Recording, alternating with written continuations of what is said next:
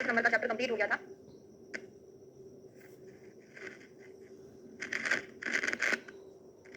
अष्टांग हृदय ने हुए हैं 6 भेद बताए। कौन-कौन से? वातज, पित्त, कफ, सन्निपातज और एक भयज और एक शोकज। अब आपको यहाँ पर ये याद रखना है, चरक का हमने आपको बताया था, चरक की शोभा देखकर सुश्रुत के आंखों में आंसू आंसू आ गए, है ना? तो शोकज शोकज दोनों का था, भयज किसका था? चरक का, और आमज किसका था? सुश्रुत का था। अब यहाँ पर जो अष्टांग हृदय है किसको फॉलो कर रहे हैं? भयज वाले को फॉलो कर रहे हैं। मतलब चरक जी ने जो बताया है तिसार के, वही भेद किसने बताया है? बागवत ने। और एक और चीज याद रख लो, सारंधर ने कितने भेद बताए हैं? 7 बताए। कौन-कौन से ऐड हो जाते हैं? एक भयज हो जाएगा चरक का, इनका आमज हो जाएगा, और शोकज तो सब दोनों ने माने ही है, तो यहाँ पर इनका शोकज भी ऐड हो जाएगा। ठीक है, 4 वातज, पित्त, कफ, सन्निपातज और ये 3 मिला के 7 हो जाएंगे सारंधर के। क्लियर हो गया? चलिए हेतु देखते हैं क्या होता है। तो अतिसार क्यों हो रहा है? जाके अत्यंत पानी, कभी-कभी क्या होता है बहुत ज्यादा पानी पीने से ही अतिसार, ज्यादा पियोगे तो ज्यादा कमी में तो नुकसान इसका याद करने की जरूरत नहीं है। इसलिए कभी भ्रम होने के कारण हत्वा तेनेन च अनलम वो हो जाता है। अनल मतलब होता है अग्नि। तो क्या होते हैं लक्षण तस्य भाविना? तो दो हृदय बुध कंठ, हृदय बुध पुष्टि सुगात साधु मन ग्रह बहुत ज्यादा इंपॉर्टेंट है। वही बारिश होने के पहले बादल का रुकना, या कोई खतरनाक चीज होने के पहले सन्नाटा जो बोलते हैं ना, तूफान आने के पहले सन्नाटा, वही है। अतिसार होने के पहले कॉन्स्टिपेशन होना कॉमनली मिलता है, ये बहुत इंपॉर्टेंट पूर्वरूप होता है अतिसार का। तो हृदय गुदा कोष्ठ में टूट होगा, शरीर में शिथिलता, मल का अवरोध, अभिमान अभिपाक होता है। अभी भी वॉइस में कोई प्रॉब्लम है? ये लक्षण चरक सुश्रुत क्या आपने पढ़ लिए हैं? बागवट के देखते हैं, चरक के नहीं पढ़े, आदि पढ़ो, सुश्रुत के आज पढ़ोगे। दग्ध गुणाभासम बहुत इंपॉर्टेंट है, बाकी का अल्पा अल्पम शब्द सुलाढ़ मैं इसलिए आपको पढ़ा रही हूं कि बाद में मिलता ही है। जो स्पेशल पॉइंट एग्जाम में पूछा जाता है, दग्ध गुणाभासम, ऐसा लगता है कि जले हुए गुड़ के समान इसका कलर हो जाए तो वातज अतिसार है। सब इच्छा परिकृतिका, पिच्छा आंव के साथ और परिकृतिका रहती है, आंव और परिकृतिका यहाँ पे रहेगी। शुष्कास्यो भ्रष्ट पायु हृष्ट रोमा, और पायु मतलब क्या होता है? एनस का प्रोलैप्स हो जाएगा, रोंगटे यहाँ पर खड़े होंगे। तो हृष्ट रोमा बागभट्ट ने वातज में बोला है, और हृष्ट रोमा सुश्रुत ने कहां पर बोला? किसी को याद है? आचार्य सुश्रुत ने हृष्ट रोमा कहां बोला है? कांची किस्सा के नोट्स खोलकर बैठ जाइए, मुझे बताते चलो जल्दी जल्दी। पित्त अतिसार में कैसा होगा मल? हारिद्रम साद्वल प्रभु, साद्वल मतलब होता है घास के समान, यही अकेला इंपॉर्टेंट है। हारिद्र वर्ण का हारिद्र मतलब होता है, वेरी गुड, कफज में बोला है सुश्रुत ने हृष्ट रोमा, बागवट ने हृष्ट रोमा कहां बोला है? वातज में बोला है, लिख लो वहां पे। हारिद्र वर्ण के समान, घास के समान हरा हो जाता है, तृष्णा मोचा स्वेदवाह, ये तो सब कॉमनली पित्त में पाया जाता है। कफज अतिसार में देखते हैं सप्रवाहिका, यहाँ पर हमने क्या पढ़ा था? सब इच्छा परिकृतिका, परिकृतिका था। आचार्य बागवट ने प्रवाहिका होना कफज अतिसार में बोला है। चरक जी ने कहां बोला है जरा बता दो? प्रवाहिका होना चरक जी ने कहां पर बोला है? रोम हर्ष यहाँ पर मिलेगा, बुध वस्ती गुरुद्रा, प्रति अपकृत्य संहिता बहुत इंपॉर्टेंट लक्षण है। एवं कहाँ मिलता है? मूत्र वृद्धि का भी लक्षण होता है। वेरी गुड, कफज में ही बोला है। आचार्य चरक हो चाहे बागवट, तो दोनों ने ही प्रवाही का होना कफज अतिसार में बताया, और मूत्र वृद्धि में हमको प्रति अपकृत्य संहिता मिलता है। तो दूसरा अतिसार का लक्षण देखते हैं, सभी लक्षणों से मिला जुला रहता है। भय जो शोकज देख लो, तो भय ने शोभितो चित्ते सापितो क्या मिलता है? यहाँ पे मल द्रवम प्लवम, लिक्विड मिलता है, और कैसा है? तैरने वाला मिलता है, प्लवित मिलता है। वात पित्त समम लिंगे आहुस पर द्वत्य शोकता, तो भयजन अतिसार में भय से चित्त से विक्षोभित हो जाने पर पित्त मिश्रित वायु मतलब वात पित्त मल को पतला करके, जबकि चरक जी ने भयज और शोकज अतिसार में स्पेशली वायु का इन्वॉल्वमेंट बोला है। भयज शोकज में स्पेशली वायु का इन्वॉल्वमेंट बोला है, लेकिन बागभट्ट ने क्या बोला है? पित्त मिश्रित होता है ना? पित्त मिश्रित वायु मल को पतला करके बाहर निकालती है, और जल्दी जल्दी गर्म जब पानी में तैरने वाला अतिशय मल बाहर निकालने से वात पित्त के समान लक्षण रहते हैं। कैसे लक्षण रहते हैं? वात पित्त के समान। सा पित्तो दिया हुआ है, कोटेशन आपको यहाँ पे बागभट्ट, चरक ने ओनली वायु का इन्वॉल्वमेंट बोला है। संक्षिप्त में अतिसार के 2 भेद होते हैं, कौन कौन से? उन्होंने भी बोला है ना, साम निराम करके काटे के साथ नोट्स खोल के बैठना है ना, बाकी आचार्य आप मैच करते जाओ साथ साथ। अतिसार समासेन द्विधा सामो निराम कहा है ना। साम निराम 2 प्रकार से होता है। साम मतलब होता है आम के सहित, और निराम मतलब होता है आम के रहित। और रक्त एवं रक्त से रहित इस प्रकार के 2 प्रकार का अतिसार और देखने को मिलता है, जिसमें रक्त रहता है और जिसमें रक्त नहीं रहता है। साम निराम मन की परीक्षा क्या होती है? चरक में भी आपने पढ़ा होगा। अगर मन साम रहता है तो वो पॉट में चिपक जाता है और पानी में डूब जाता है। अगर निराम रहता है तो पॉट में चिपकता नहीं है और पानी में तैरता रहता है। ये आपने यहाँ पे पढ़ोगे। और लिखा है पानी में डूब जाता है आम, मल में दुर्गंध रहती है, आटो में पीड़ा है, मुख में लाला साफ होता है। इसके विपरीत निराम होता है, परंतु पक के कारण पका हुआ मल भी पानी में डूब जाता है। लेकिन ये कंडीशन ऐसी बनती है, ऐसा नहीं कि मल पानी में डूब रहा तो आप समझ लेना कि आम है। कभी कभी क्या होता है, आम मल पक्को भी होता है, फिर भी कफ का इन्वॉल्वमेंट अगर ज्यादा होता है तो वो पानी में डूब जाता है। अतिसार और ग्रहणी में भेद देखते हैं। तो सामम सतत निरामम वा जीर्णे ए नातिसारे सो अतिसारो अतिसरणात् आशुकारी स्वभावता, आहार के जीर्ण होने पर आमयुक्त या आम रहित मल को जो मनुष्य अतिशय रूप में बाहर निकालता है, अतिसरण होने से अतिसार कहलाता है। मतलब अतिसार में जो मल है आमयुक्त हो या आम रहित हो, लेकिन क्वांटिटी में ज्यादा मात्रा में अतिसरण होता है, इस कारण से उसका नाम अतिसार पड़ गया। यह अतिसार स्वभाव से आशुकारी होता है। ग्रहणी में अतिसरण कभी कभी होता है, उसमें ज्यादा मात्रा में कभी कभी मल निकलता है, बाकी उसमें आम कभी पक्को भी होता है, या आशुकारी नहीं होता, बहुत ज्यादा सीवियर नहीं होता है, एक्यूट। ये कैसा रहता है? कम मल निकलता है, इतना ज्यादा अतिसार के रूप में नहीं निकलता। जहां पे ज्यादा निकलेगा वो होता है अतिसार। ठीक है, ग्रहणी का स्वरूप देखते हैं। सामम सा अन्नम जीने अन्य जीने पक्वम तु नैवा अकस्मात् वा मुहुर्बद्धम अकस्मात् शिथिलम। चरक का श्लोक क्या था? मुहुर्बद्धम नहीं, मुहुर्द्रवम ऐसे करके था। कभी द्रवित रहता है, कभी बद्ध रहता है, ऐसे करके श्लोक आया होगा। मुहुर मुंह तक आया है कि नहीं? देखो जरा, तर मुहुर मुंह आया है कि नहीं आया? बद्धम शिथिलम करके तो आया हुआ है, द्रवम ऐसे करके आया है। तो कभी मल कैसा रहता है? अन्य के ना जीर्ण होने पर आम के साथ, या अन्य के साथ अथवा भोजन के जीर्ण होने पर पक्व अथवा अपक्व अथवा बिना कारण ही बार बार बंधा हुआ और बिना कारण ही शिथिल। अतिबद्धम, हाँ ऐसा आया है। अतिबद्धम अतिबद्धम अतिद्रवम करके आया हुआ है, इनका मुहुर मुंह करके आया है। और ये बोला कि ग्रहणी में जो मल है पका हुआ भी आ सकता है, अतिशिष्टम अतिबद्धम ऐसे करके है। ओके, और कभी बंधा हुआ कभी बिना कारण के शिथिल भी आता है। और देर से, यह देर में क्रिया करने वाला ग्रहणी रोग होता है। चिरग्रस्त मतलब जो ग्रहणी है बहुत लंबे समय की बीमारी, ऐसा नहीं कि आज ही किसी को ग्रहणी हो जाए, है ना। ग्रहणी बहुत लंबी बीमारी होती है। प्रकार कितने होते हैं? 4 प्रकार का होता है। वातज, पित्त, कफ, सन्निपातज, सेम टू सेम चरक और बागवट का एकदम सेम है। पूर्व क्या होता है ग्रहणी का? चिरात पचनम अम्लता, बहुत देरी से भोजन पचता है और खट्टापन रहता है। और सबसे ज्यादा इंपॉर्टेंट है कर्ण छेदो आंत्र कूंजन, कान में घंटियां सुनाई देती, कर्ण छेद कान में कोई आवाज सुनाई देती है और आंत में कूंजन होता है, तो गड़बड़ तो होगी ना, पेट में अगर प्रॉब्लम है तो गुड़गुड़ाहट होगी। कर्ण छेद और कहां कहां आता है आपका होमवर्क है, कौन से शिरोरोग में आता है और कहां आता है, ये आपको लिखना है, पढ़ाया हुआ है। सामान्य लक्षण क्या होता है ग्रहणी का? सामान्य लक्षण काश्यम धूमस धूमकस संकोचरा मूर्छा श्रोव दृष्टि शवथु कर पादियो। तो ग्रहणी का जो सामान्य लक्षण है अपन ने उसको कैसे कोरिलेट किया है, मतलब कोई ग्रहणी है, सामान्य लक्षण अपन ने पूर्व सॉरी उदर रोग जो था हमने उसको प्रेग्नेंट लेडी से कंपेयर किया था, और उदर रोग का जो लक्षण था हमने उसको प्रसूता से कंपेयर किया था। ये याद आ रहा है, समझ आ रहा है? ये चीज अलग है, हम ये ग्रहणी पढ़ने जा रहे हैं, ग्रहणी में थोड़ी सी चीजें अलग होती है। तो ग्रहणी मतलब समझ लो हाउसवाइफ, सबसे ज्यादा जो काम करती है ना, जो लोग जॉब करते हैं उनसे ज्यादा काम करती है हाउसवाइफ, लेकिन अपन उसको थोड़ा सा उल्टा करके याद कर रहे हैं, है ना? क्या कर रहे हैं? काष्टम धूमस तमको, कहीं कहीं सीधा भी याद कर लेंगे। जो ग्रहणी होती है वो दुबली हो जाती क्यों होती है? क्योंकि बहुत ज्यादा काम करती है, धूम प्रतीति है ना, उनको ऐसा लगता है कि धुआं धुआं सा, क्योंकि धुएं धुएं में काम करे, जो खाना बनाती है ना ग्रहणियां। तमक श्वास, उनको सांस लेने में प्रॉब्लम हो जा रही है, क्यों? क्योंकि धुएं में रह रही है लगातार और आंखों के सामने, और काम करती रहती है, खुद का ध्यान नहीं रखती, सारे घर का ध्यान रखती है, तो उनको एनीमिया होने की संभावना भी रहती है। तो आंखों के सामने अंधेरा रहेगा, मूर्छा, सिर चकराएगा, सिर दर्द होगा, सब कुछ उनको होगा, काम करते करते उनको स्वेलिंग भी हो जाएगा, सब कर पा दियो, हाथ पैर में उनके सूत हो जाता है। ये ग्रहणी का सामान्य लक्षण है। वातज ग्रहणी का लक्षण कर्णेय सुना, बस याद कर लो, बाकी तालु शोष है, तिमिर तिमिर भी इंपॉर्टेंट है, बाकी शूल वगैरह तो सभी का सभी बात में मिलता है। पार्श्व रूप फंक्शन ग्रीवा में रुचा होना, ठीक है, विसूचिका होना। अब जो चरक में पढ़ा था पूरा का पूरा यहीं पर लिखा हुआ है, सभी प्रकार के रसों को सेवन करने की इच्छा होती है वातज ग्रहणी में। रसेषु गति सर्वेषु तृष्णा परिकर्तिका होना, और सभी प्रकार के रसों को सेवन करने से कौन सा योनि व्यापक होता है? सभी रसों को सेवन करने से कौन सा योनि व्यापक होता है, जरा बता दो। सभी प्रकार के रसों को सेवन करने की इच्छा किसमें बनी रहती है? वातज ग्रहणी में बनी रहती है ना। जीर्णे जीर्णति आद्यमाना भुक्ते स्वस्थम उपैति, वेरी गुड, सन्निपातज योनि व्यापक में मिलता है। जीर्णे मतलब कंप्लीट डाइजेशन, जीर्यति ड्यूरिंग डाइजेशन, यहाँ पर उसको आद्यमान होता है, खाना पच जाए तो आद्यमान, खाना पच रहा है तो आद्यमान, और तब भी पेन आद्यमान दोनों होता है, लेकिन खाना खाने के बाद वो ठीक हो जाती है। तो आप जानते हो वात कब बढ़ता है? खाना पचने के बाद, खाना खाने के बाद तो कफ बढ़ता है, मतलब वात का शांत हो जाना होता है वहां पे, तो खाना खाने के बाद तुरंत ठीक हो जाता है। और जो वातज ग्रहणी वाला रहता है उसको हृदरोग, गुल्म, अर्श, प्लीहा, पांडु आदि की शंका बनी रहती है। कैसे याद करोगे? इन सभी में अधिकतर में वायु की प्रधानता होती है, पांडु में नहीं होती, अर्श में, बाकी हृदरोग में, गुल्म में, प्लीहा में वात की प्रधानता होती है, तो वातज ग्रहणी में मिलता है। चिराग दुखम द्रवम शुष्कम तन्वावम शब्द से मल कैसा निकलेगा? देर से निकलेगा, दुख के साथ निकलेगा, वायु सुखा देता है मल को, द्रव है, कभी सूखा है, कभी आम, फेन के साथ निकलेगा। पुनः पुनः स्वेदित बचा, वायु रुक्त श्वास, वायु में वेदना होती है, मल बार बार निकलता है, श्वास काश की प्रॉब्लम होती है। वात का ही ज्यादा बड़ा था, बाकी पित्त में तो पीले पीले कलर का निकलेगा, यहाँ पे अम्ल उद्गार मिलेगा, अम्ल उद्गार खट्टी डकारें आती है पित्त ग्रहणी में, चरक के जैसा है। और कफज वाले में सेम चरक के जैसे ही है। हृदय मन्यते स्नानम उदरम स्तमितम गुरु, हृदय कैसा है? हृदय को जकड़ा हुआ, उदर को निश्चल और भारी अनुभव करता है। स्तमितम गुरु, उसका जो हृदय स्तमित रहता है, मतलब बॉडी स्तमित रहती है। और आकर्षित से आपी दौर्बल्यम चरक में पड़ा था। बाकी सभी ग्रहणियों में व्यक्ति दुबला रहता है और दुर्बल रहता है, लेकिन कफज वाले में दुबला नहीं है लेकिन दुर्बल तो रहता है। आकर्षित से आपी दौर्बल्यम, व्यक्ति दुबला नहीं रहता फिर भी उसमें दुर्बलता रहती है। किस ग्रहणी का लक्षण? ये क्वेश्चन बहुत ज्यादा इंपॉर्टेंट है, कई बार पूछा गया है। ग्रहणी में अग्नि का कारण क्या होता है? तो अंग के विभागों में विषम तीक्ष्ण मंद, 3 अग्नियां हैं, ये सभी ग्रहणी को कारण होती है। बाकी जो अग्नि होती है समाग्नि वो स्वस्थ का कारण होती है, आपने पहले भी पढ़ा है। ग्रहणी आदि महारोग, वात व्याधि, अश्मरी, कुष्ठ में उदर भसंद्रा, अशांति ग्रहणी, अष्टो महारोगा सुदुस्तरा। अब यहाँ से क्वेश्चन पूछा जाता है, आचार्य बागवत ने अष्ट महारोग का नाम उल्लेख कहां पर किया है? तो कौन सा चैप्टर है ये? 8वें नंबर का चैप्टर है, अतिसार ग्रहणी में बताया है। कौन कौन से हैं ये? मैंने आपको जब सुश्रुत संहिता या चरक संहिता पढ़ाया था तब वहां पे तीनों आचार्य का याद कराया, अब वहीं से याद करोगे, है ना? आप दोबारा याद नहीं कराए, तीनों आचार्य का हमने याद कर दिया, ठीक है? हमारा ये चैप्टर कंप्लीट होता है। अगला चैप्टर शुरू करते हैं, मूत्राघात निदान व्याख्या से, हमारा 9वां अध्याय।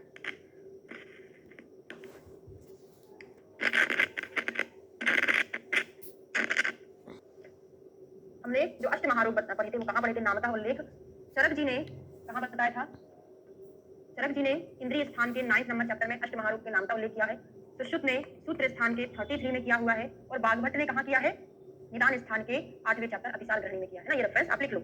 मूत्राघात, मूत्राघात आदि उत्पत्ति, बागभट्ट के मूत्राघात कितने होते हैं लिख लो। बागभट्ट जी के जो मूत्राघात हैं कितने हैं? टोटल 20 हैं। इसमें से जो 12 हैं वो वस्ती रोग है, 4 जो है अश्मरी है, और 4 क्या है? मूत्रकृच्छ है।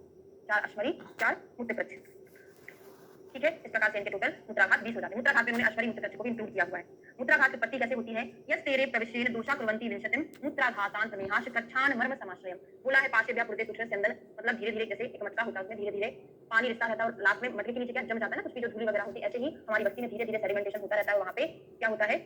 जो मल होता है वो जमा हो जाता है, ऐसा लिखा है। वस्ती अधमुख होने पर मूत्र क्रम के पास में भर जाता है, मूत्र को ले आने वाले सूक्ष्म स्रोतों से निरंतर वस्ती भरी जाती है। जिस प्रकार मिट्टी का नूतन घड़ा पानी में अधमुख रखने पर पास के सूक्ष्म स्रोतों से भरा, इन्हीं मूत्र स्रोतों के मार्ग से दोष वस्ती में पहुंचकर, अच्छा जो मैं बता रही हूँ यहाँ आगे होगा, वस्ती में पहुंचकर वस्ती मन में आश्रित कष्ट साध्य 20 प्रकार के मूत्राघात उत्पन्न करता है। क्वेश्चन पूछा जाता है बागभट्ट का मूत्राघात कितना है? 20 है। जब मैंने आपको चरक सिद्धि में पढ़ाया था वहां पे चरक का, सुश्रुत का, सभी का मूत्राघात, मूत्र रोग, वस्ती रोग क्या होता है बहुत डिटेल में बताया था, माधव का ही बताया था। 15 से 15 मिनट की क्लास होगी वो हमारी, मतलब क्लास तो 1 घंटे की, उसमें 15 मिनट सभी का मूत्राघात, मूत्र रोग, वस्ती रोग क्या होता है बहुत डिटेल में बताया था, माधव का ही बताया था। 15 से 15 मिनट की क्लास होगी वो हमारी, मतलब क्लास तो 1 घंटे की, उसमें 15 मिनट टॉपिक चलाता है ना, तो वहां से पढ़ोगे। चरक ने मूत्रकृच्छ 8 बोले हैं, मूत्राघात 13 बोले हैं, सुश्रुत ने 12 बोले हैं, 8 मूत्रकृच्छ बोले लिखा हुआ है यहाँ पे, उधर से पढ़ने की जरूरत नहीं है, यहाँ पर ये लिखा है। वातज मुक्त कक्ष में क्या होता है? वस्ती वंशन मेहन में वेदना के साथ थोड़ा-थोड़ा बार-बार मूत्र प्रवाहन होता है। पित्तजन्य मुक्त कक्ष पीला मूत्र रहता है, वेदना के साथ लाल मूत्र आता है। कफ में वस्ती मेहन में भारीपन शोथ होता है, पिच्छा विबंधी के साथ आता है। सन्निपात में तीनों दोषों के लक्षण से युक्त मूत्र रहता है। आपको इतना बस याद करना है यहाँ से कितने होते हैं? 4 होते हैं वातज, पित्तज, कफज और सन्निपात। ये 4 प्रकार का होता है। अश्मरी का लक्षण क्या होता है? यदा वायुर्मुखम वस्ति आवृता परिशोषित, जो वायु होता है वस्ती के मुंह का आवरण करके क्या कर देता है? मूत्र को सुखा देता है। कुपित वायु वस्ती के मुख को घेरकर अकेले मूत्र को या पित्त या कफ या शुक्र के साथ मूत्र को सुखा देता है। किस-किस के साथ? पित्त के साथ, कफ के साथ, शुक्र के साथ क्रमशः ये मूत्र को सुखा देता है और अश्मरी को उत्पन्न करता है। कैसी होती है वो? गोरोचन के जैसी होती है। पित्त के कारण गोरोचन और श्लेष्म के कारण क्या होती है? कफ के कारण। हाँ, ये आपको कहाँ पढ़ाया गया था? चरक में पढ़ा था आपने, सेम यही था। जिस प्रकार वायु से शुष्क या गोपित्त गोरोचन बदलता है, सब अश्मरियों का आधार कफ ही होता है। लिखा है सभी प्रकार की जो अश्मरियां हैं, सुश्रुत में ऐसा बोला है, सभी अश्मरी का अधिष्ठान कफ होता है। अश्मरी का पूर्व रूप क्या होता है? वस्त गंधी आपने पढ़ा है, इसमें सेम टू सेम वही लिखा है कि अगर मूत्र में बकरी की गंध जैसी आ रही है तो समझ लेना भविष्य में अश्मरी होने वाला है। सामान्य लक्षण भी सुश्रुत के जैसा मैंने आपको एक पॉइंट याद कराया था कि अश्मरी जब अपना रूप धारण कर लेती, मतलब ये पाइप है, यहाँ पे पत्थर आके फंस गया बीच में, तो मूत्र कैसे निकलेगा? थोड़ा इधर से निकलेगा, थोड़ा इधर से निकलेगा, तो विशीर्ण धारा और मार्ग का अवरोध हो जाता है, तो मार्ग अवरोध हो गया। और क्या होता है? वहाँ पे एक और लक्षण मिला था जिसमें रक्त निकल रहा था, सरक्त मूत्रम करके आया था। वहां पे मैंने याद करा था कि जो पत्थर है वहां पे घाव कर देता होगा, तो घाव से ब्लड भी निकलता है साथ में, है ना? तो नाभि से भी बस्ती, सिर में वेदना, सुश्रुत का है पूरा, अलग से कुछ भी नहीं है, आपका रिवीजन चल रहा है। जो बच्चे आज क्लास ज्वाइन नहीं करेंगे कि एग्जाम डेट आ गई, अष्टांग हृदय में टाइम वेस्ट होने वाला है, वो गलत कर रहे हैं, क्योंकि 1 घंटे की क्लास में आप बहुत कुछ यहाँ से रिवीजन कर लोगे साथ में। भले अकेले बैठ के आप उतना नहीं पढ़ पाओगे, लेकिन क्लास के साथ रिवीजन हो जाएगा। मैक्सिमम 1 घंटे की क्लास में बची, उससे ज्यादा क्लास नहीं है, है ना? तो कम से कम 8 दिन अच्छे से पढ़ लो। मूत्र की धारा हमने श्लोक से याद कर लिया है, काफी है। अब आते हैं पित्तज अश्मरी के, सॉरी वातज अश्मरी के लक्षण। कैसी होती है? श्याव रुक्ष, श्याच कंटक के समान होती है। नानी तू कद में छोटी है मुकुल से, ये हमने कोड बनाया था। किसका बनाया था? कुछ याद है? वो अर्श का बनाया था। केपी को अस्थि मिली, अंडा मिली हुई, ये हमारा कोड था वातज पित्तज कफज अश्मरी का। एक बार और बता दूं, वातज पित्तज कफज अश्मरी में हमने कोड बनाया था सुश्रुत का, यहाँ पे बागभट और माधव का। ठीक है, तो हमने देखा था केपी को अस्थि मिली, अंडा मिली हुई, अंडा मिली हुई, और यहाँ पे हमने देखा था बागभट माधव का सेम था, काटो अस्थि मधु से, ये कोड था। तो केपी के कदम पुष्प कंटका छिटा पड़ा था, अस्थि भल्ला तक अस्थि और मधु वर्णा। सुश्रुत ने पित्तज में मधु वर्णा बोला है, इन्होंने बागभट माधव ने कफज में मधु वर्णा बोला है। अंडा मिली है, भल्ला तक अस्थि के समान पड़ा था, है ना? यहाँ पे वही कंटक के समान, भल्ला तक अस्थि और मधु वर्णा, है ना? इनका यहाँ पे अंडा वंडा कुछ नहीं है। ठीक है, समझ आ गया? तो पूरा वही है, भल्ला तक अस्थि के समान होती है, कफज में मधु वर्णा होती है। हमने एक कोड से सुश्रुत में भी याद कर लिया था, बागभट माधव का यहाँ पर भी याद कर लिया। फिर अगला आता है अश्मरी से शर्करा बनती है। वही अश्मरी जब छोटे-छोटे पार्ट में टूटती है तो क्या होती है? शर्करा बन जाती है। वायु भिन्ना, वायु के द्वारा ये छोटे पार्टिकल्स में टूटती है तो ये शर्करा बन जाती है, रेती से मूत्र के साथ बाहर निकल जाती है। वात वस्ती का लक्षण, अब मेरी मानो बात तो आप जो है, जो 12 प्रकार के हमने तर्क सिद्धि से पढ़े थे ना, 9वें चैप्टर से 13 प्रकार के वस्ती रूप, वहां से पढ़ लोगे आपका काम चल जाएगा। यहाँ से अलग से लक्षण ना याद करो। ओके, माधव का अपन ने ये पढ़ा था, काटो अस्थि मधु से। काटो मतलब बागभट माधव का सेम था, कंटका चिटा अस्थि से भल्ला तक अस्थि के समान, मधु से मधु के समान, कंटक के समान, भल्ला तक अस्थि के समान और मधु के समान, है ना? माधव बागभट्ट का सेम है। ठीक है, तो मैं आपको यहाँ से नहीं पढ़ा रही हूँ, ये आपका चरक से काम चल जाएगा। यहाँ से आप पढ़ोगे, बहुत कंफ्यूजिंग भी होगा, है ना? याद नहीं रहेगा, एक चीज से याद कर लो, पर्याप्त है। मूत्र साफ देखेंगे इसमें लास्ट। पित्तम कफो द्वापी अनिलेन चेत कृच्छान मूत्रम सदा पीतम रक्तम श्वेतम घनम सर्जित गोरोचन शंख चूर्ण वर्णा शुष्कम समस्त वर्णा। क्वेश्चन ये पूछा जाता है कि गोरोचन के समान, शंख चूर्ण के समान किसमें मिलता है ना? तो पढ़ते हैं, पित्त और कफ दोनों अलग-अलग अथवा दोनों मिश्रित रूप में जब वायु के द्वारा संगठित होते हैं तो मूत्र कठिनाई से आता है तथा पीला लाल श्वेत घना इसमें दाग होता है। गोरोचन की भांति अगर होगा, पिंगल वर्ण का होगा तो पित्त के कारण होगा। यहाँ से एक क्वेश्चन बनता है, गोरोचन के समान पित्तज मूत्रक में मिलता है, शंख चूर्ण के समान कफज में मिलता है। बाकी सब कुछ हमने जो छोड़ा है चरक के जैसा है, यही दो चीजें डिफरेंट थी जो हमने यहाँ से पढ़ी। ठीक है, बाकी का और पढ़ना तो नहीं है भाई, पढ़ना हो तो बता दो, ऐसा कुछ नहीं कि मैं छोड़ दे रही हूँ, आपको प्रॉब्लम होगी। बाकी श्लोक थोड़ा आगे पीछे हो जाता है, बाकी लक्षण वही है, थोड़ा सा आगे पीछे टर्म हो जाता है। अगला चैप्टर शुरू करते हैं, प्रमेय निदान। तो बागभट तो सभी को मैंने याद करा दिया है, कौन कौन से होते हैं, एक बार रिवीजन कर लो। चरक, सुश्रुत, बागभट में हमने जो पढ़ा था, क्या क्या चीजें अलग थी वो देख लेते हैं। सभी के 20 थे, कफ के कितने थे? 10 थे, पित्त के 6 थे और वात के 4 थे। हमने यहाँ पर डिफरेंशिएशन याद किया था, सा, सु, शी, ला। इसकी जगह सुश्रुत का क्या था? ये कफज की ओनली बात हो रही है, सु, पी, फे, ला। और बागभट का क्या था? ऊपर वाला दो, सुश्रुत का था सुपी और नीचे वाला चरक का शी, ला। ये रिप्लेसमेंट सभी बच्चों को याद है क्या? बता दो, सबको याद है रिप्लेसमेंट?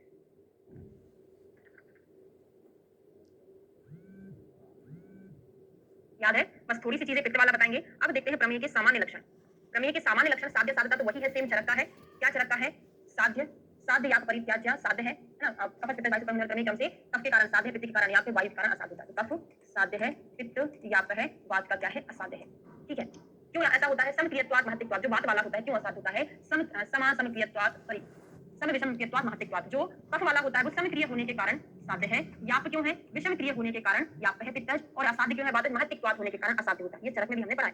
प्रमेय का सामान्य लक्षण देखते हैं। प्रभूत अबिल मूत्रता किसका है? बागभट्ट का है, और सुश्रुत में मैंने आपको पढ़ाया था, अबिल प्रभूत मूत्रता, अभिल प्रभूत मूत्रता। यहाँ पर आ से अष्टांग का श्लोक आ से शुरू नहीं है, इसका है सुश्रुत का आ से शुरू है, तो प्रभु तविल मुद्रता आए तो वाग्भट्ट का श्लोक है, अविल प्रभु मुद्रता आए तो सुश्रुत का श्लोक है। प्रमेय भेद कल्पना, तो दो से दूसरे विशेष के आधार पर, मूत्र वर्ण आदि के आधार पर भेद होते हैं महेशु कल्पते, है ना? सभी प्रमेय के अलग-अलग भेद होते हैं क्योंकि उनका वर्ण है, लक्षण है, सभी में अलग-अलग पाया जाता है। कफज वाला हमने देख लिया, कफ में कौन-कौन से होते हैं लक्षण, एक का भी इसलिए नहीं पढ़ा रही हूँ, पूरा चरक के जैसा लक्षण है, निष्क्रियमा नहीं, जहाँ पे सुश्रुत जैसे उन्होंने बताया ना, सुपी फेल, सुपी शीला, सुरा में पृष्ठ में का लक्षण सुश्रुत के जैसा होगा, बाकी सारे चरक के जैसे बोलेंगे तो चरक के जैसा होगा, ठीक है? सिक्ता में का लक्षण वही मूर्तमान हो गया, शीत में का वही है, सुबहुषु मध्यम, भसम शीतलम, शीतल है लेकिन यहाँ पे थोड़ा सा चेंज हो जाती चीजें, उतना ज्यादा मायने नहीं रखता है। फिर पित्तज वाला देख लेते हैं, पित्त में जो फॉलो किया है, चरक के जैसा फॉलो किया है, पित्त में क्षार में, नील में, काल में, हारिद्रा में, चरक में बोला है, तो इन्होंने चरक को ही काल में ही बोला है, चरक के जैसा काल में बोला है, सुश्रुत ने काल में को हटा के इसकी जगह अम्ल में का वर्णन किया है, ये आपको याद है, लक्षण याद नहीं करना है, पूरा चरक के जैसा है। मधु में आ जाओ जो अलग है, बागभट्ट ने स्पेशली, अभी मैंने बीएचयू 2003 का पेपर सॉल्व कराया है, उसके 2 पार्ट और बच्चों से यही क्वेश्चन पूछा था, मधुमेह का विस्तार से वर्णन के साथ चरण किया है, ऐसा कुछ क्वेश्चन था, तो किसने किया है? बागभट्ट ने। उन्होंने नहीं, ऐसा क्वेश्चन था, मधुमेह के कितने टाइप होते हैं? तो 2 प्रकार का होता है, एक आवरणजन और एक धातुक्षयजन, ऐसे क्वेश्चन उसमें था, तो मधुमेह 2 प्रकार का होता है, जिसका विस्तार से वर्णन कौन किए हैं? बागभट्ट किए हैं। मधुमेह मधु स्म चायते साथ विधा 2 प्रकार का होता है, तो जिस प्रकार वायु का प्रकोप 2 कारण से होता है, एक मार्ग अवरोध, दूसरा धातुक्षय, ऐसे ही मधुमेह भी 2 प्रकार का होता है, एक धातुक्षय और दूसरा मार्ग अवरोध से, है ना? दो मधुमेह 2 प्रकार से, धातुक्षय के कारण और दूसरा मार्ग अवरोध से, एक प्रकार का, और दोषों के मार्ग से रुकने के कारण दूसरे प्रकार का होता है। कफज प्रमेह के उपद्रव देखते हैं, कौन-कौन से उपद्रव होते हैं? अविपाक, अरुचि होना, शर्दी, कफ में मिलता है, ये निद्रा भी है, कास है, पीनस है, ये उपद्रव कफ में मिलते हैं। पित्त में क्या मिलेगा? चरक नहीं, सॉरी, सुश्रुत के जैसा, आधे सुश्रुत ने इनका वर्णन किया है, तो बस्ती मेहन में तोद होना, जबकि हमको क्या लगता है बस्ती मेहन में तोद कहीं वायु का तो नहीं है, वायु में नहीं है, कहां पर है? ये पित्त में है। मुष्क अवदरण यहाँ पे बोला, जबकि सुश्रुत ने क्या बोला है? वृषण अवदरण, अवदरण, वृषणयो अवदरणम करके आया, तो वृषण अवदरण उन्होंने बोला है, यहाँ पे क्या है? मुष्क, मुष्क और वृषण एक ही चीज है, लेकिन उन्होंने टर्म अलग दिया, तो टर्म याद रखेंगे, बाकी मूर्छा विडभेद पित्त से हो रहा है, ठीक है? वातज में क्या हो रहा है? वाति का नाम उदावर्त कम हृदय ग्रह, हृदय में ग्रह होना। अब जरा सुश्रुत संहिता की बुक खोल के बैठ जाओ, यहाँ पे थोड़ा सा मैच कर लेना। हृदय ग्रह कहाँ दिया है जरा बताओ तो, ये क्वेश्चन मैंने गलत किया था, कहाँ दिया है हृदय ग्रह? उदावर्त कम इसमें मिलता है, हृदय ग्रह जरा देख के बताओ, यहाँ पे बात करने बात सुना, सुश्रुत ने हो सकता है इसने बोला हो, लेकिन आप मुझे बता दो।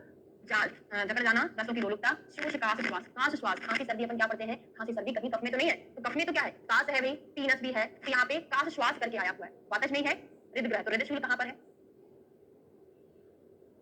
हृदय शूल कहाँ पर है ये बता दो, हृदय ग्रह बात में ही है, मुझे भी याद है ना, हृदय शूल कहाँ पर है ये बता दो, इतने है ना, तो कंपेयर करके याद कर लेना। अब प्रमेय पीड़िका कितनी होती है, नाम बस याद करेंगे, प्रमेय पीड़िका कितनी है, संख्या याद कर लो, 10 होती है, सेम टू सेम किसके जैसी है? सुश्रुत के जैसी है ना, वही है सुश्रुत का जो मैंने पढ़ाया था, वही है। श्राविका, कच्छपिका, जानी, विद्या, अलजीवित, सरस्वतिका, पुत्रनी, विदायिका और विद्यार्थी, ये 10 पीड़िका प्रमेय की अपेक्षा करने से संधि मनोमांस स्थानों में होती है, सेम टू सेम सुश्रुत के जैसा है, पूरा आपको वहीं से पढ़ना है, और लक्षण बिल्कुल भी नहीं पढ़ाने वाली हूँ, पूरा सुश्रुत के जैसा ही है, चरक और सुश्रुत का मिक्सअप है। यहाँ से कोई आपसे ऐसा क्वेश्चन नहीं पूछेगा रुजान स्तुत बहुला किस आचार्य ने बोला, ऐसा पूछेगा रुजान स्तुत बहुला किसमें है? जालनी में, सब लक्षण मिलता जुलता है, ये महती पीड़िका, नीला, विंता, विनीता में आपने पढ़ा, अलजी में आपने वही पढ़ा, दहती तो समुत्थान, ठीक है, डिफरेंस नहीं पूछा जाएगा। तो ये हमारा चैप्टर कंप्लीट होता है, अगला चैप्टर शुरू करते हैं, विद्रधि। विद्रधि कल से शुरू करेंगे, थोड़ा सा आपको बता दूं पढ़ने कैसे आपको पढ़ाई करना है, अब थोड़ा सा टाइम बचा हुआ है हमारा, और इसमें अष्टांग हृदय में चिकित्सा स्थान हम शुरू करेंगे, निदान स्थान में थोड़ा सा ज्यादा टाइम लगा है, चिकित्सा स्थान में आपको ओनली चिकित्सा पर ज्यादा फोकस करना है, थोड़ा सा जो सिद्धांत होते हैं बस उन पर, चिकित्सा स्थान काफी छोटा सा है, बड़ा तो है छोटा तो नहीं है, लेकिन मेन पॉइंट वहां पे डिस्कस करेंगे, और उत्तर तंत्र में हमारे 2 या 3 लेक्चर बस होंगे, है ना, उससे ज्यादा नहीं होंगे उत्तर तंत्र में, ठीक है? चलो, हाँ देखो, आप पोस्टपोन के लिए नहीं बैठना है, चिकित्सा आपको उसके लिए बैठना ही नहीं है भाई, पोस्टपोन होगा, आपको तो मान के चलना है हमारा 2 महीने बाद एग्जाम है, आपके पास 2 महीने बचे हैं टोटल, मई तो आपका निकल ही गया, जून है और जुलाई है, हाँ वहां का शायद नहीं हुए हैं, मैं करा दूंगी, है ना, हो जाएगा, करा दूंगी, टेंशन ना लो। तो आपके पास कितने महीने बचे हैं टोटल?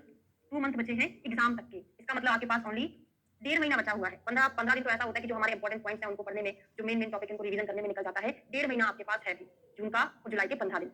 हम सबसे पहले तो ये समझ लो कि मैंने आपको शायद टाइम टेबल फरवरी या मार्च में जब भी बनवाया था, और ये भी बोला था कि आप अभी से ऐसी पढ़ाई शुरू कर दो, क्योंकि एग्जाम का कोई भरोसा नहीं, हमेशा जो एग्जाम 2017 से लेके देख लो, आप अक्टूबर में जाता था, सितंबर लास्ट में, अक्टूबर फर्स्ट वीक में, कभी सितंबर लास्ट गया होगा, इस बार उन्होंने जुलाई ही दे दिया, अगस्त सितंबर, तो अभी एनटी का कोई भरोसा नहीं था कब एग्जाम ले ले, तो हमने आपको लगभग अगस्त का बोल के रखा था, ठीक है, जुलाई में लास्ट में अभी पोस्टपोन हो भी जाए नहीं भी हो, लेकिन आपको तो मान के चलना कि हमारे पास 1.5 महीना, अगर आप इसमें अच्छे से तैयारी कर लोगे, आप मान के चलो एक्सटेंड होगा तब कर लो, अगर कर लोगे तो आपको, अगर एक्सटेंड होगा तो और ज्यादा प्रिपरेशन के लिए टाइम मिल जाएगा, अगर नहीं करा एग्जाम उसी टाइम पे 31 जुलाई को हो गया तो फिर प्रॉब्लम हो जाएगी, है ना, तो एक्सटेंड मान के ना चलो, आपको तो मान लो 1.5 महीना है। अब क्या करना है, क्लास जो आपकी 1.5 से 2 घंटे हो रही है, एकदम फोकस, बिल्कुल माइंड को फोकस करके बैठना कि मेरा क्लास में हो जाए, सिर्फ 5 से 10 मिनट या 15 मिनट में क्लास को दूंगा रिवीजन के लिए, एक क्लास के बाद जैसे क्लास खत्म होती है 10-15 मिनट में आप उसको पढ़ लो अच्छे से, है ना। इसके लिए आप कैसे पढ़ोगे, तो क्लास में अच्छे फोकस करके पढ़ो, सारी चीजें क्लास में याद रखें, बहुत स्लो चलते हैं, ज्यादा फास्ट तो पढ़ती नहीं है। अच्छा, घंटा या पौन घंटा आपको 2-3 क्लासों को मिला के देना है, हाँ यही सुना है हमने कि पोस्टपोन होने के 99.99% चांस है, पूरे क्लास के रिवीजन के लिए, बाकी सारा टाइम जो लोग अब इंटर्नशिप में है उनको तो फाइट करना ही है ना, तो जो अधिकतर रिपीटेशन में होता है, तो ऐसे सब्जेक्ट जो है रिपीटेशन में चलते तो आपका जल्दी हो जाता है, टाइम आपका सबसे ज्यादा जाता है शाला के में बहुत सारी चीजें और पार्टी के सामने याद करने की चीजें ज्यादा रहती है, उसमें 2 दिन लगेंगे, ठीक है। तो एक दिन में एक सब्जेक्ट करो, उसके बाद आपका जो पारी का प्रीवियस ईयर, जो बच्चे अभी लेटेस्ट ज्वाइन किए थे, जिनका फर्स्ट ईयर है, सेकंड ईयर, थर्ड ईयर, उनकी बात नहीं करें, जो लोग इस साल एडमिशन लेने वाले हैं, उनके लिए मैं बोल रही हूँ। तो आप साल भर, आपने 2 साल पहले, जो भी 1 साल पहले कोचिंग ज्वाइन की होगी, तो पारी का तो तभी से शुरू करना था। मैं आपको पहले ही बोल देती हूँ कि जैसे आपका कोर्स आधा अधूरा कंप्लीट होने वाला रहता है, तभी से आप पारी के एमसीक्यू सॉल्व करना शुरू कर दो। क्योंकि जो लास्ट का अभी हमारे पास 1.5 महीना बचा है, इसमें तो केवल आपका सब्जेक्ट संहिता रिवीजन होना रहता है। यहाँ पे आप एमसीक्यू के लिए टाइम नहीं दे पाते। टाइम तो आपका पहले निकल चुका है ना? तो जो निकल चुका है उसको अपन वापस नहीं लाने वाले।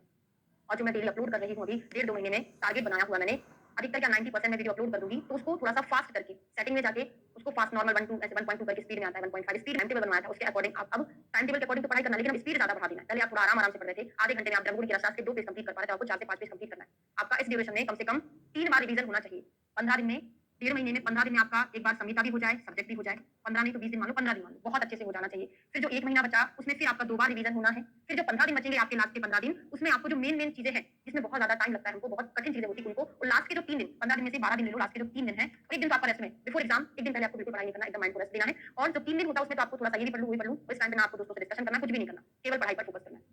बात समझ में आ रही है? अब थोड़ा सा और बता दूं, देखो चीजें क्या है जो कम नंबर क्या, सभी को बराबर लेके चलना है, छोटे-छोटे सब्जेक्ट, जैसे संस्कृत हो गया, रिसर्च स्टैट हो गया, अभी आपका हुआ है, तो मैं मान के चलती हूँ आप ये 4 से 5 घंटे मैक्सिमम, ज्यादा ही बोल दिया मैंने, है ना? ये आप 2 घंटे में कवर कर सकते हो। 2 सब्जेक्ट देखो मैंने ये कंप्लीट करा दिया आपको, अभी 2 घंटे में कवर कर लोगे ना? बताते चलो भाई, अभी अपन 10 मिनट इसके ऊपर बात करेंगे। क्या पदार्थ विज्ञान को सारी चीजें मैं निकाल के बता दूं? चरक सूत्र स्थान में आपने पदार्थ विज्ञान की बहुत सारी चीजें पढ़ी है, तो चरक सूत्र स्थान पढ़ोगे, उसी के साथ पदार्थ विज्ञान कंप्लीट करोगे, उसमें द्रव्य है, रस है, गुण है, विपाक जो भी है, सारा इसमें कंप्लीट हो जाना है, पदार्थ में हो जाएगा। अकेला सेकंड पार्ट जो हमारा बचेगा, अलग-अलग चीजें हैं, है ना? बाकी इसमें प्रमाण वगैरह भी इसमें चरक सूत्र में हमारे अधिकतर कंप्लीट हो जाते हैं।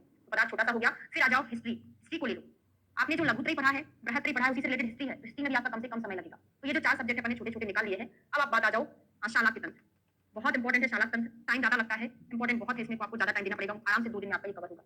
काय चिकित्सा में 2 दिन लगेंगे, तो इनके साथ आप ऐसे करना कि शालाक्य काय चिकित्सा, शालाक्य पढ़ रहे हैं तो इसके साथ एक छोटा सा सब्जेक्ट लेना है। शालाक्य पढ़ते-पढ़ते हम बोर हो गए हैं, तो आपको ऐसा नहीं करना कि मुझे इसका टाइम ये पढ़ूंगा वो पढ़ूंगा, आपको तो एक-एक चीजें उठा के बैठ जाना है।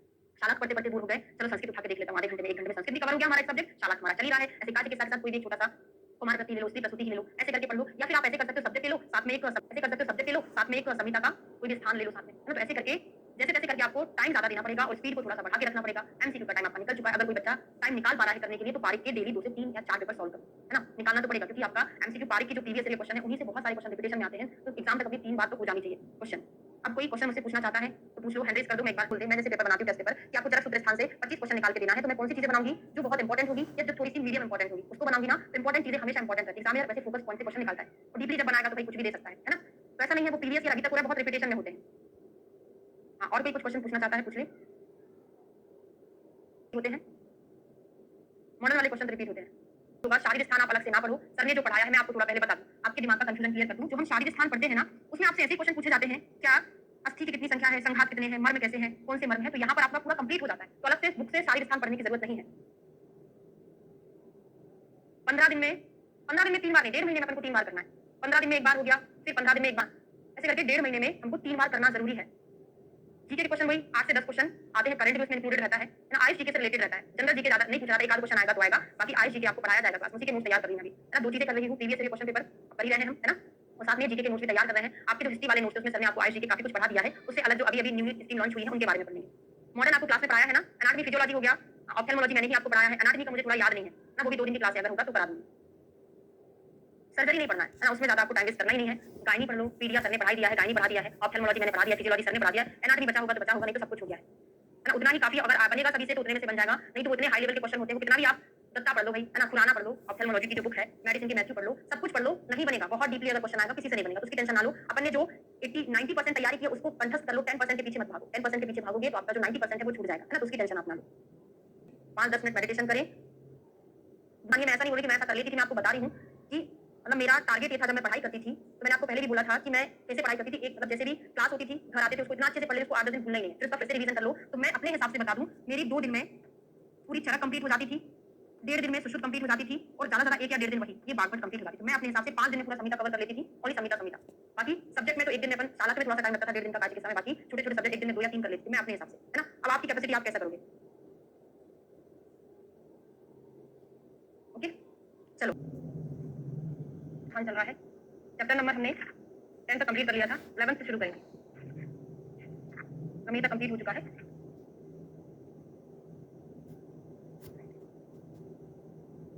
विद्रधि, वृद्धि, गुणमदा, तो 3 चीजों का साथ में वर्णन किया है, विद्रधि, वृद्धि और गुणम का।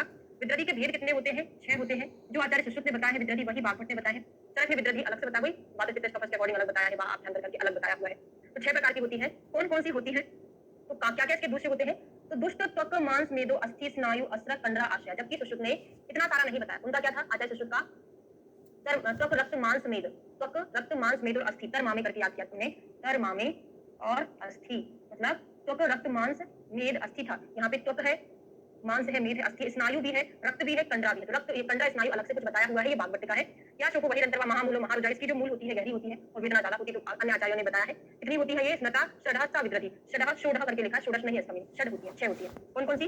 वातज, पित्तज, कफज से 3 प्रकार की, चौथा सन्निपातज, एक रक्तज, एक क्षतज। सेम टू सेम सुश्रुत के जैसे है, हमने वहां पे याद किया था वापिक असर, सॉरी असर नहीं, साक्षर। वापिक साक्षर करके याद किया था। सा से सन्निपातज, छा से क्षतज, रा से रक्तज, वापिक साक्षर। ठीक है।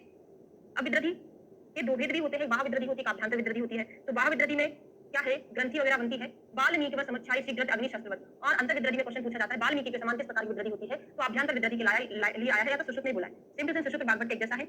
आभ्यंतर विद्रधि बाल्मीकि के समान होती है। नेक्स्ट श्लोक पर आते हैं, विद्रधि के स्थान क्या होते हैं? तो अंतर विद्रधि कितनी होती है? सेम जो बागवट का है वही सुश्रुत का है। इन्होंने एक्स्ट्रा गुदा विद्रधि का वर्णन किया है, जबकि चरक जी ने 9 विद्रधि बताई है, वहां पे उन्होंने गुदा का वर्णन किया ही नहीं है। एक चीज ये क्लियर हो जाती है। अब आते हैं वातज विद्रधि। तो वातज, पित्त, कफज में से उन्हीं चीजों को फोकस करो जो सुश्रुत से अलग है। आचार्य सुश्रुत का वात, पित्त, कफ में क्या था पहले हम देख लें। वात, पित्त, कफ में यहाँ पे था चित्रोत्थान प्रपाक, चित्रोत्थान प्रपाक, चित्रोत्थान नहीं, चित्रोत्थान पाक, पाक पाक था, प्रपाक वगैरह नहीं था। चित्रोत्थान पाक, चित्रोत्थान पाक, चित्रोत्थान और यहाँ पे चिरोत्थान पाक, चिरोत्थान। ठीक है, चिरोत्थान करके आया हुआ था।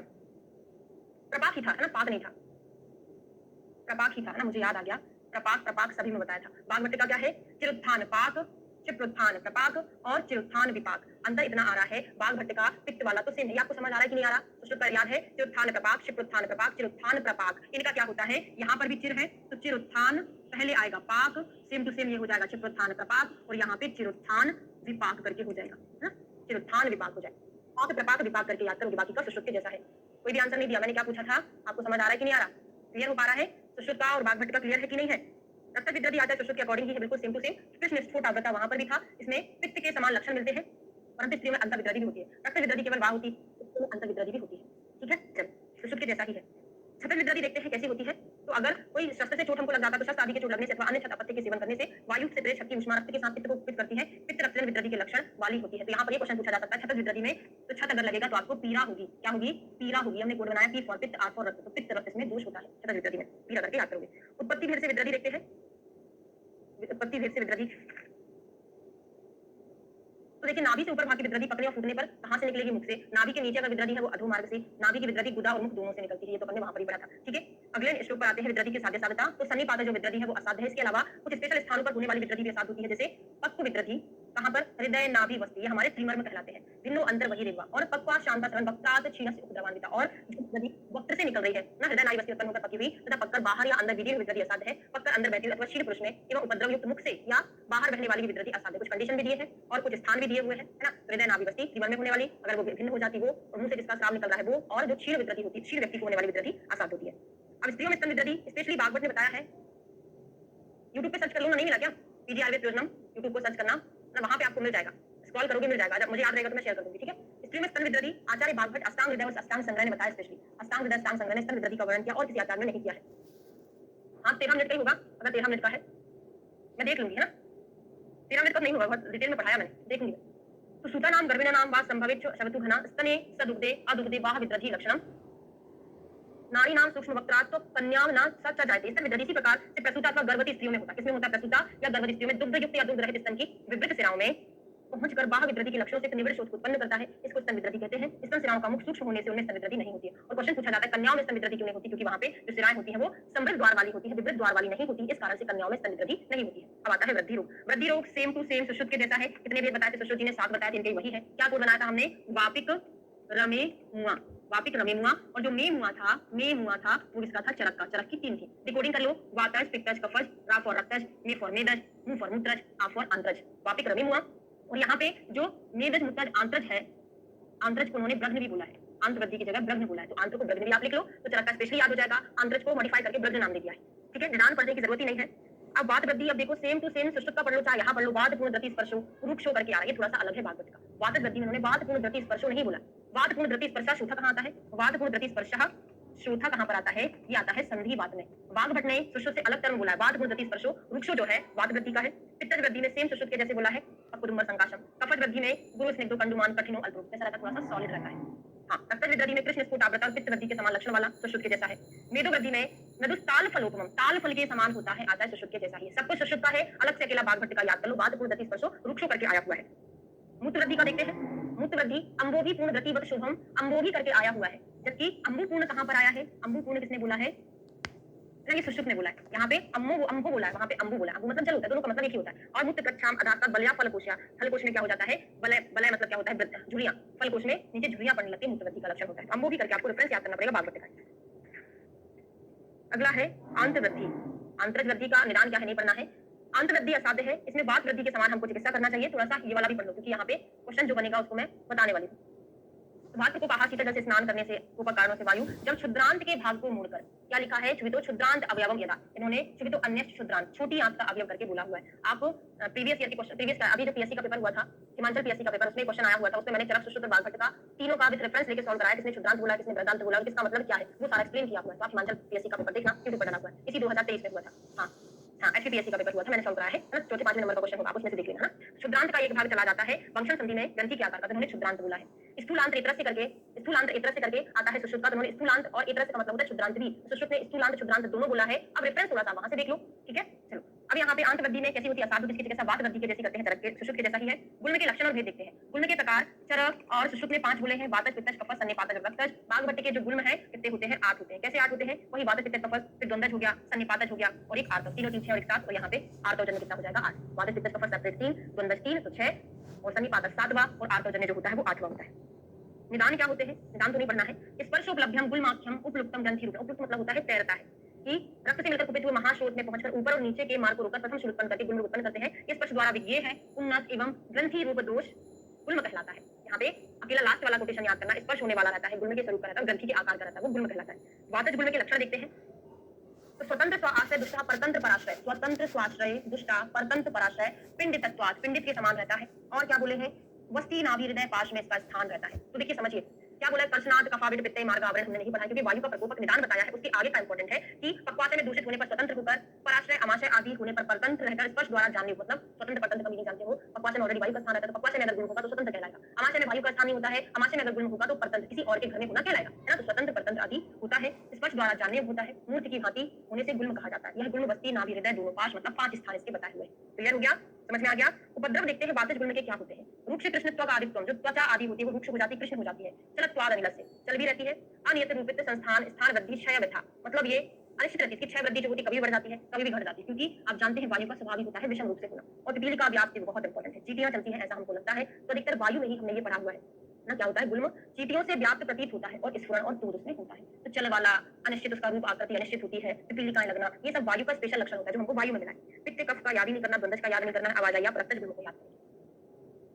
रक्तज गुल्म में क्या होता है? सेवते बाद जो नव प्रसूता होती है ना, और ऋतुकाल के बाद, ऋतुकाल या नूतन प्रसूता या योनि रोग वाली जो स्त्रियां होती हैं, वो वात प्रकोपक आहार विहार को सेवन करती हैं, जिसके कारण वायु का प्रकोप हो जाता है ना। और ये क्या करता है? रक्तज गुल्म को उत्पन्न करता है। ठीक है, चरक निदान में भी है, हाँ पिपीलिका वाला है वहां पे। इसमें कुपित हुई वायु प्रतिमास आने वाले आर्तव को योनि में रोक देता है, और रुका हुआ वह आर्तव रक्त उदर में गर्भ का लक्षण कर देता है। जी में चलाना, द्विहृदयाभाव, दूर का आना, कृष्णा आदि गर्भ लक्षण को उत्पन्न करता है।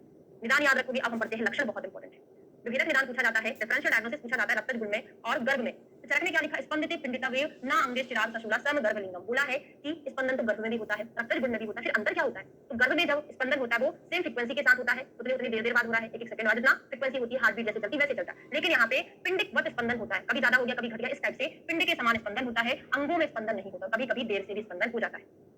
ठीक है, हाँ। तो वृद्धा स्त्री स्वभावतः आत्मवृत्ति ना होने से गुल्म नहीं होता है। तो ये क्या बोला है? कि वायु पित्त से मिलकर पित्त योनि होने के कारण वात पित्त गुल्म में वेदना जड़ता आदि उत्पन्न करती है।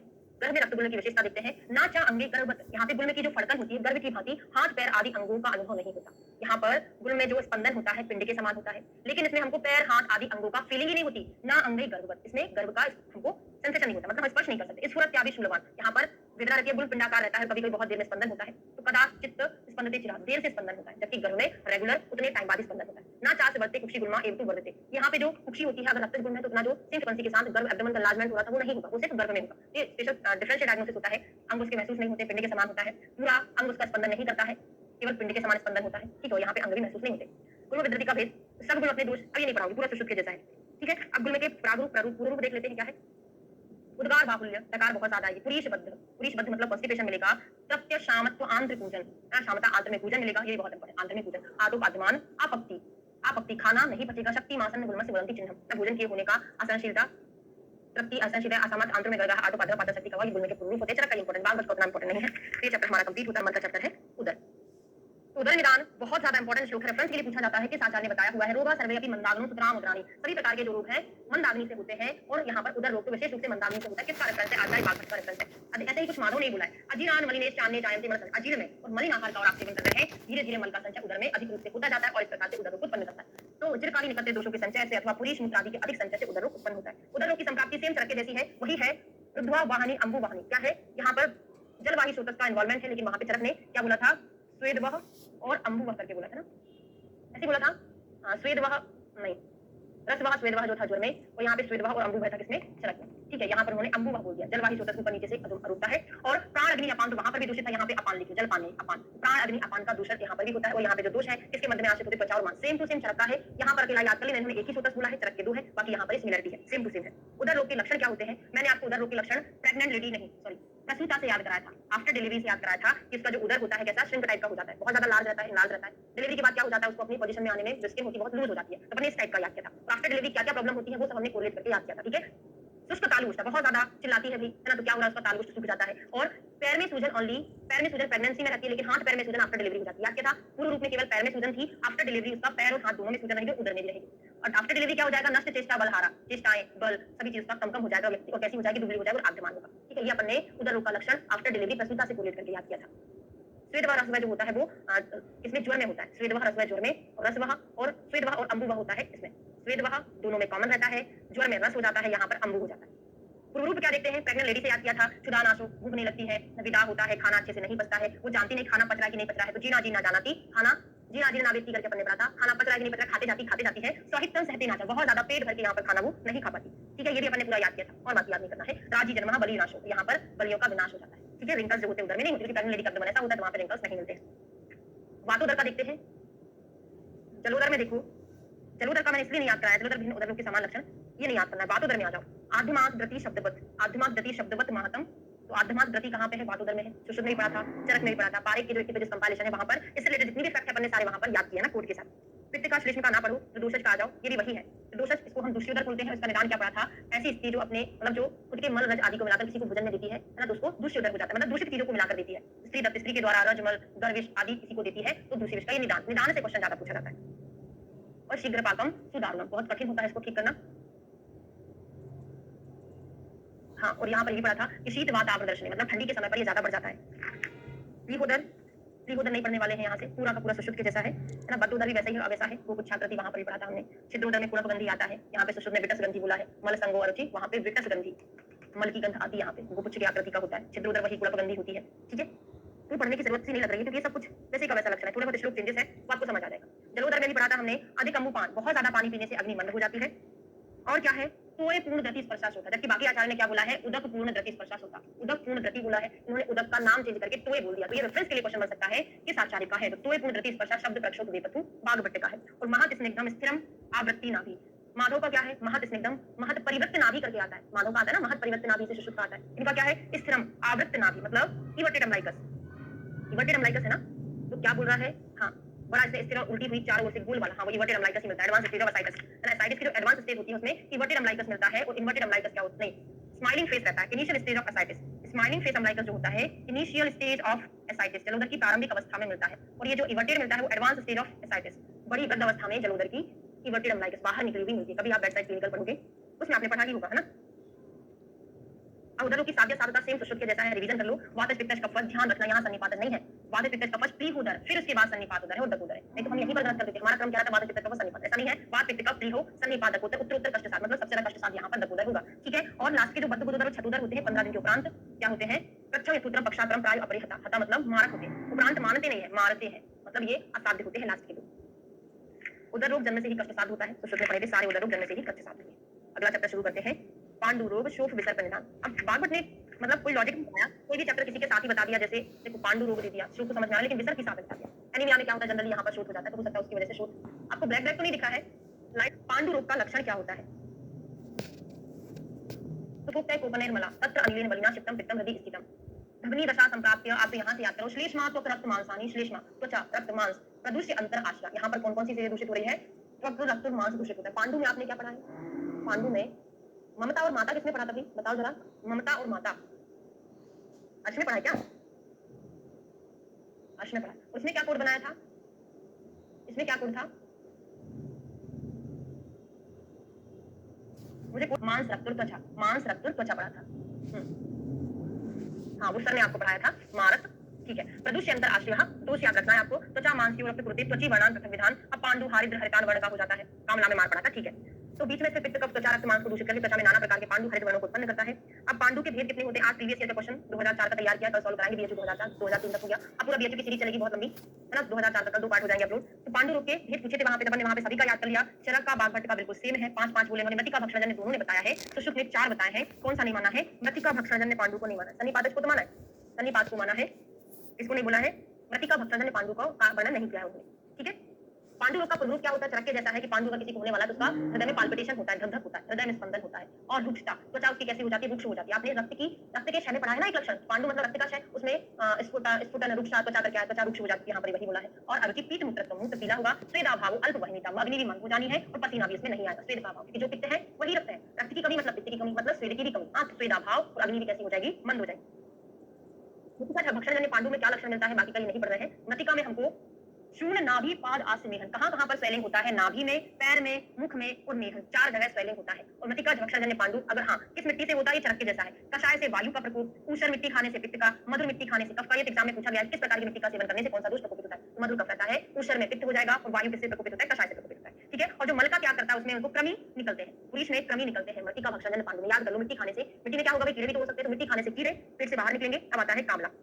तो पांडु रोगी तत्रतम पित्त लाने से तस्य दग्धम अस्रक मांसम ऐसे करके श्लोक आता है, वो किसका है? चरक का है। यहाँ पर वही लिखा है कि पांडु रोगी अगर पित्तवर्धक आहार विहार का सेवन करने लग जाएगा तो कामला होगा। ये पुरुष शाखाश्रम पित्तम दग्ध्वा अस्रक मांस वहित। इसमें कलर कैसा होता है? हारिद्र नेत्र। कौन-कौन से नेत्र? हरिद्र मतलब पीले कलर के नेत्र, मूत्र त्वक नख सब कुछ हो जाता है। और भे काबू दुर्बल इंद्रिय, मेंढक के समान उसका कलर हो जाता है, इंद्रियां दुर्बल हो जाती है। अब मुझे कोई बताएगा, माधव ने भी और बागभट्ट ने भी भे काब एक जगह और बोला है। कामला में तो बोला ही बोला है, मैंने आपको बोला था बहुत इंपॉर्टेंट है ना, जो सीसीआर का नहीं सीसीआरएस में आरबीएससी का एग्जाम हुआ था, एमपी में उसमें पूछा था। वेरी गुड, रक्तज अर्श में आया है। लिख लो भे काब और कहां आता है? रक्तज अर्श में बोला गया है। पांडु के बिना भी कामला हो सकता है, तो कामला को बागभट्ट ने स्वतंत्र बोला, एक स्वतंत्र व्याधि भी बोला है। क्या बोला है? पांडु रोग के बिना भी पित्त प्रधान मनुष्य में पित्त प्रकोप का आहार विहार करेगा तो उसको क्या कामला सेपरेट भी हो सकता है। ऐसा नहीं कि पांडु के उपद्रव स्वरूप ही कामला हो।